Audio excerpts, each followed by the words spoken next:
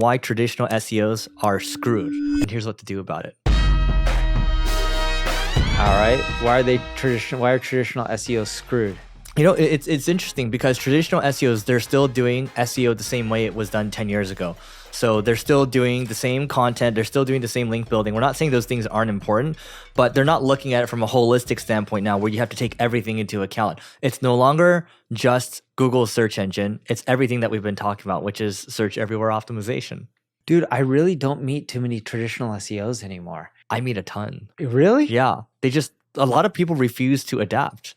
Well, almost all the marketers that I know have already adapted. That's why when you put the topic of why traditional SEOs are screwed, I'm like, who's really doing traditional SEO? Because they're not adapting.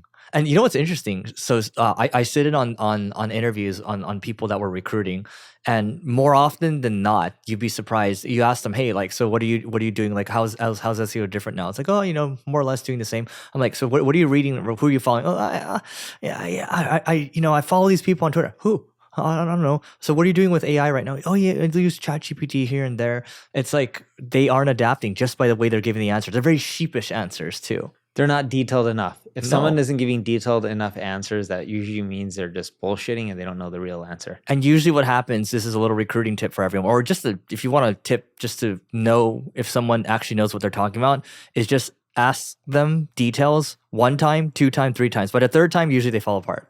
You peel the onion. Dude, if someone told me like, yeah, I follow a lot of SEOs on X or Twitter, and you ask who are they, and they're like, oh, you know, I'd be like, what's your Twitter handle? I would just pull it up and be like, let's go through your followers, or people you're following. Which ones are the SEOs that you're following? If they can't also name it, that means they may be potentially following people, but they're not paying attention to any of the content or reading or learning from it.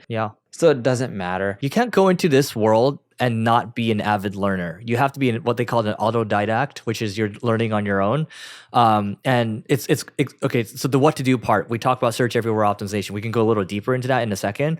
But I think I know what I've been telling my team quite a bit is AI is not coming to take your job. People that are AI enhanced are coming to take your job, and things are just going to get a lot more efficient. You see, every week there's a new story about so-and-so company either didn't hire more people or got so much more headcount efficiency with all this stuff, right? And so you better be learning, you better be adapting. All right, so I wanted to take a moment to tell you about my podcast co-host Neil's agency called NP Digital, and they work with a whole host of global companies or a global organization. Also, Neil has SEO tools such as 𝗔𝗕𝗢𝗪 and Answer to Public. All you have to do is go to npdigital.com to learn more, and we'll see you on the other side. Yeah, so with search everywhere optimization, the 10,000 foot view is there's 45.1 to 46.1 billion searches on a daily basis.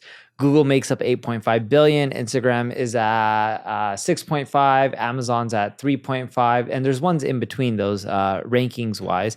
Pinterest, heck, is I think 2.4. Even the Amazon apps or Apple App Store is 500-ish million per day. ChatGPT is roughly 1 billion a day, but Google roughly controls 18% of the market share.